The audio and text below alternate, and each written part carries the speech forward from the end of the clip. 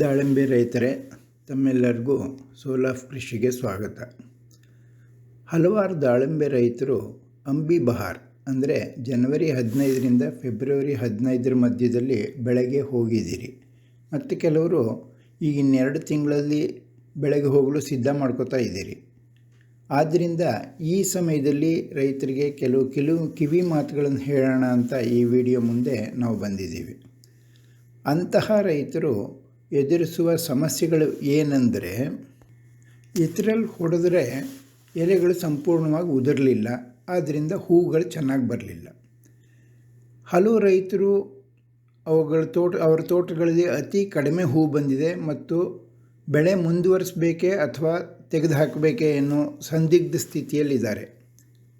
ಕೆಲವರು ಹೂ ಬಿಡುವಂತೆ ಮಾಡಲು ಏನಾದರೂ ಮಾಡಬಹುದೇ ಅಂತ ಅವರಿವರನ್ನ ಕನ್ಸಲ್ಟೆಂಟ್ಗಳು, ಫರ್ಜಿ ಡಾಕ್ಟರ್ಗಳನ್ನು ಸಂಪರ್ಕಿಸ್ತಾ ಇದ್ದಾರೆ. ಹಲವು ರೈತರು ಉತ್ತಮ ಹೂಗಳನ್ನು ಪಡೆದರೂ ಕೂಡ ಕಾಯಿ ಕಚ್ಚುತ್ತಿಲ್ಲ ಮತ್ತು ಹೂಗಳು ಉದುರು ಹೋಗ್ತಿವೆ ಅನ್ನೋ ಸಮಸ್ಯೆ ಎದುರಿಸ್ತಾ ಇದ್ದಾರೆ.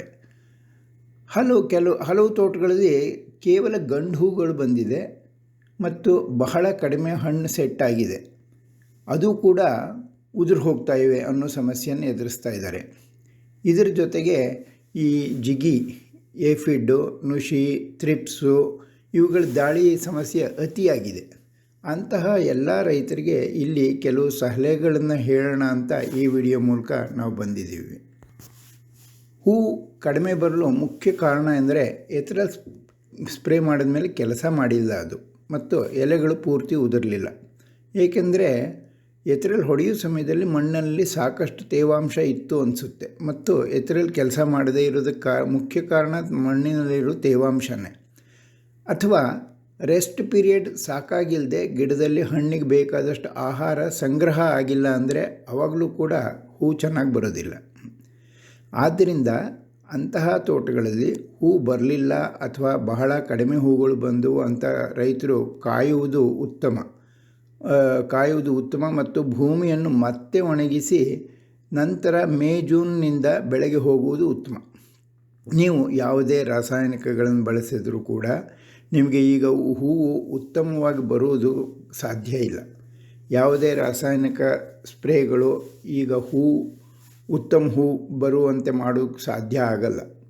ಅನಗತ್ಯವಾಗಿ ನಕಲಿ ವೈದ್ಯರು, ಸಲಹೆಗಾರರ ಸಂಪರ್ಕದಿಂದ ಹಣವನ್ನು ಖರ್ಚು ಮಾಡಬೇಡಿ. ಆದ್ದರಿಂದ ಯಾವ ರೈತರು ಪ್ರತಿ ಮರಕ್ಕೆ 50ಕ್ಕಿಂತ ಕಡಿಮೆ ಹಣ್ಣುಗಳಿದ್ದರೆ ಅವುಗಳನ್ನು ಬಿಟ್ಟು ತಾಜಾ ಬೆಳೆಗೆ ಹೋಗುವುದು ಉತ್ತಮ. ಹಲವು ರೈತರ ತೋಟದಲ್ಲಿ ಉತ್ತಮ ಹೂ ಬಂದಿದೆ, ಆದರೂ ಸೆಟ್ ಆಗ್ತಿಲ್ಲ ಮತ್ತು ಹೂಗಳು ಉದುರು ಹೋಗ್ತಿವೆ. ಕೀಟನಾಶಕಗಳು ಮತ್ತು ಇತರ ವಿಷಕಾರಿ ರಾಸಾಯನಿಕಗಳ ಅತಿಯಾದ ಬಳಕೆ, ಅಸುರಕ್ಷಿತ ಸಿಂಪಡಣೆಯಿಂದಾಗಿ ತೋಟದಲ್ಲಿ ಜೇನುಹುಳುಗಳು ಅಂತಹ ಪಾಲಿನೇಟರ್ಗಳು ಬರದೆ ಕಾಯಿ ಕಚ್ತಾ ಇಲ್ಲ. ಇದಕ್ಕೆ ಮುಖ್ಯ ಕಾರಣ ಅಂದರೆ ಪಾಲಿನೇಷನ್ ಆಗದೇ ಇರುವುದೇ. ಬೆಳೆಗಳ ಪೋಷಣೆ ಬಗ್ಗೆ ಧ್ಯಾನ ಕೊಡದೆ ಮತ್ತು ಮಣ್ಣಿನ ಆರೋಗ್ಯಕ್ಕೆ ಗಮನ ಕೊಡದೆ ಹೂ ಉದುರೋಗ್ತಿರೋದಕ್ಕೂ ಕಾರಣ ಆಗಬಹುದು. ವಿಶೇಷವಾಗಿ ಬೋರಾನು ಮತ್ತು ಕ್ಯಾಲ್ಶಿಯಂ ಪೋಷಣೆ ಕೊರತೆ ಇದ್ದರೆ ಹೂ ಉದುರೋಗುವುದು ಸಹಜ. ನೀರಿನ ನಿರ್ವಹಣೆ ಕೊರತೆಯೂ ಕೂಡ ಹೂ ಉದುರಕ್ಕೆ ಕಾರಣ ಆಗಬಹುದು. ಈ ವಿಡಿಯೋದಲ್ಲಿ ನಾವು ತೋರಿಸಿರುವಂತೆ ನೀವೇ ಕೈಯಿಂದ ಪರಾಗಸ್ಪರ್ಶ ಅಂದರೆ ಪಾಲಿನೇಷನ್ ಮಾಡಬೇಕಾಗತ್ತೆ. ಮರದ ವಯಸ್ಸನ್ನು ನೋಡಿಕೊಂಡು ಸಾಕಷ್ಟು ಹಣ್ಣುಗಳು ಸೆಟ್ಟಾಗುವವರೆಗೆ ಬೆಳಗ್ಗೆ 6ರಿಂದ 11ರವರೆಗೆ ಕೈಯಿಂದ ಪರಾಗಸ್ಪರ್ಶ ಮಾಡಲು ಪ್ರಯತ್ನ ಪಡ್ತಾ ಇರಬೇಕು. ಹಣ್ಣು ಸೆಟ್ ಆಗುವವರೆಗೆ ಪ್ರತಿದಿನ ಪ್ರಯತ್ನ ಪಡಬೇಕು. ಹಣ್ಣು ಸೆಟ್ಟಾಗುವವರೆಗೆ ಯಾವುದೇ ಕೀಟನಾಶಕಗಳನ್ನು ಬಳಸಬೇಡಿ. ಅತಿ ಅಗತ್ಯವಿದ್ದಲ್ಲಿ ಬೇವಿನೆಣ್ಣೆ ಮತ್ತು ಸೋಪ್ ಪೌಡರ್ನ ಮಿಕ್ಸ್ ಮಾಡಿ ಸ್ಪ್ರೇ ಮಾಡಿ. ಹೆಚ್ಚು ರಾಸಾಯನಿಕಗಳನ್ನು ಬಳಸಲೇಕೂಡದು. ಸಲಹೆಗಾರರು, ಫರ್ಜಿ ವೈದ್ಯರು ಮತ್ತು ಡೀಲರ್ಗಳ ಒತ್ತಡಕ್ಕೆ ಮಣಿಯಬೇಡಿ. ನಿಮ್ಮ ಸ್ವಂತ ಲಾಭಕ್ಕಾಗಿ ಮತ್ತು ದಾಳಿಂಬೆ ಉತ್ತಮ ಬೆಳೆ ಪಡೆಯಲು ನೀವು AMC ಪದ್ಧತಿಯನ್ನು ಅನುಸರಿಸಿ ಅಂತ ನಾವು ಹೇಳ್ತೀವಿ.